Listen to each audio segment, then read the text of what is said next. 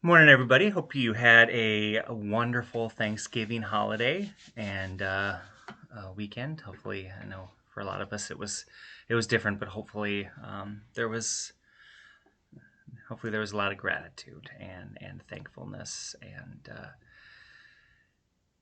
yeah, it's a season of hope. And even though we're kind of stuck here, there's still a lot to be hopeful for. Just reading every day some of these kind of vaccine news and things like that. I just read an article this morning that Moderna is 100% effective at kind of fending off severe COVID-19 infections. So, yeah, it's like kind of we got to plod through the next couple months, just kind of hunker down and get through this and yeah, come out the other side. Hopefully early in 2021 most of us can be safe and yeah, it's just exciting and just to think about being in church again on Sunday mornings with people and actually being able to preach to people in the room. So yeah, we'll get there. We'll get there slowly but surely. So anyway, so we're just doing a brief little section this morning from 1 Corinthians 11. I don't really want to do the whole thing, 17 through 33. So we're just going to do 17 through 22 as kind of an introduction to this. Again, this is another issue that Paul has heard of, and so it's something that was written to him about or discussed, and so he's like, okay, we need to talk about this. So it says, so if we start with chapter 11, verse 17. Now in the following instructions I do not commend you, because when you come together it is not for the better, but for the worse.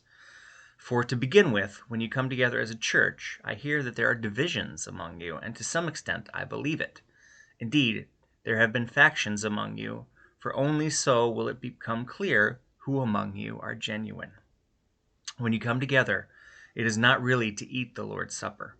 For when the time comes to eat, each of you goes ahead with your own supper, and one goes hungry, and another becomes drunk.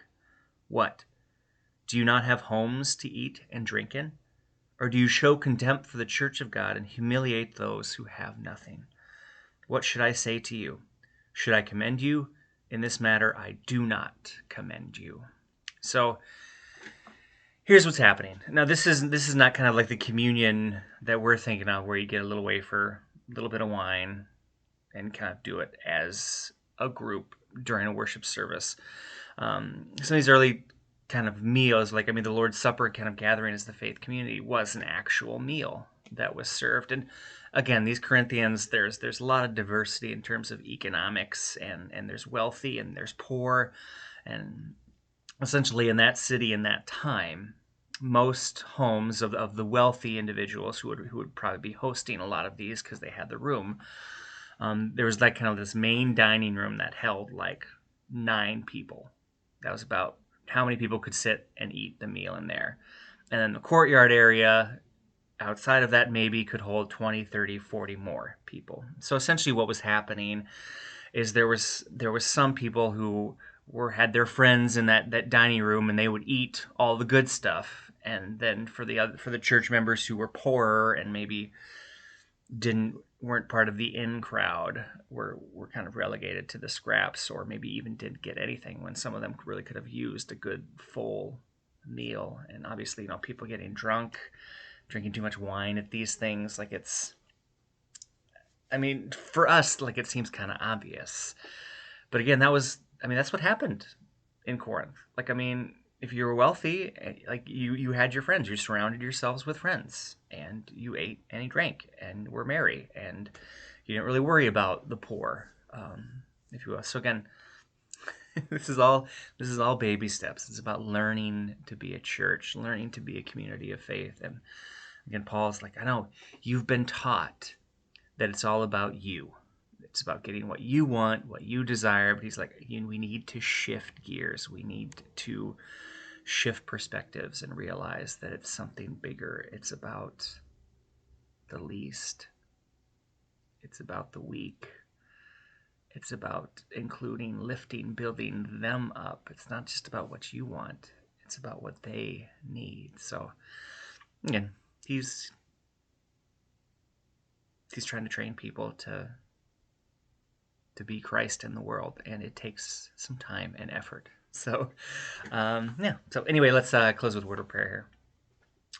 Good and gracious God, we ask for that you fill our hearts with gratitude for your blessing, for your love, for everybody we have in this world. Amen. I also want to say a special thanks to Anne for doing the sermon yesterday. Well done, Anne. It was so great. So I saw a lot more people tuned in. So apparently Anne is more popular than me, and that's fine. that's totally good for a day like this. So anyway, take care, and we will see you all tomorrow.